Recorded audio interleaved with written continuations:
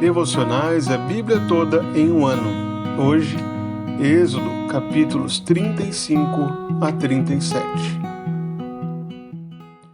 Após passar mais 40 dias no topo do Monte Sinai, recebendo novamente a lei e as instruções do Senhor, Moisés desce e passa a lei a todo o povo. O capítulo 35 apresenta repetições, mostrando Moisés transmitindo essa lei ao povo. Moisés diz que são estas as palavras que o Senhor ordenou que se cumprissem. Em seguida, ele fala que esta é a palavra do Senhor que ordenou, dizendo, ele chama o povo para que se reúna e façam tudo que o Senhor ordenou. O povo agora atende ao Senhor. Atende de uma forma generosa. Quando Moisés chama o povo para que façam ofertas voluntárias, o povo então leva muitas ofertas, a ponto daqueles que estavam confeccionando as obras dizerem que era necessário que parassem de trazer, pois já não havia mais necessidade alguma de materiais para trabalharem. E então, o capítulo de número 36 e 37 narra toda a confecção feita por Bezalel e Aholiabe, aqueles homens que o Senhor havia concedido seu espírito para que dirigissem, para que fossem os líderes desse grande trabalho da confecção do tabernáculo, da confecção dos itens para o tabernáculo, para o serviço sacerdotal, as vestes sacerdotais. Eles seriam os homens responsáveis por todo o serviço que o Senhor havia dado e instruído a Moisés para que fosse cumprido. E o que vemos é justamente a fidelidade desses homens no serviço ao Senhor. Nós vemos que tudo que o Senhor havia dito foi cumprido de forma minuciosa. O tamanho dos móveis, o espaço das cortinas, todos os detalhes que o Senhor havia dado a Moisés no topo do Monte Sinai foram seguidos rigorosamente. A forma como Moisés registra essa passagem mostra justamente o propósito que ele tinha para os primeiros leitores. Ao mostrar a generosidade do povo, ele destaca o reconhecimento da providência de Deus. Nós vemos o povo concedendo muito ouro, muita prata, muitos materiais. O povo mostra uma generosidade surpreendente. Mas isso, na verdade, era uma resposta a tudo que o Senhor havia feito por eles.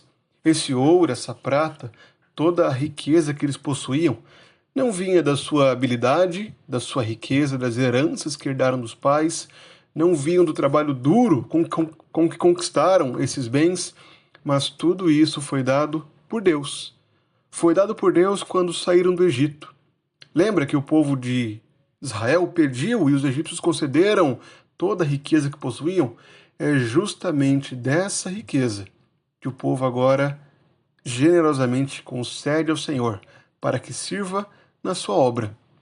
Além disso, o detalhamento e a forma com que Bezalel e Aholiabe são fiéis a tudo aquilo que o Senhor havia ordenado a Moisés mostram o compromisso que deveriam ter com o culto ao Senhor. O tabernáculo, o local em que o Senhor habitaria com o seu povo, e bem como as vestimentas dos sacerdotes, que seriam parte do culto, nada disso poderia ser fruto da imaginação, da criatividade do homem. Eles não tinham autonomia nenhuma para mudarem o tamanho das coisas, mas deveriam sim agir com a criatividade que o Senhor havia dado a eles, mas seguindo rigorosamente o padrão que Deus havia estabelecido. Não havia espaço para inovações.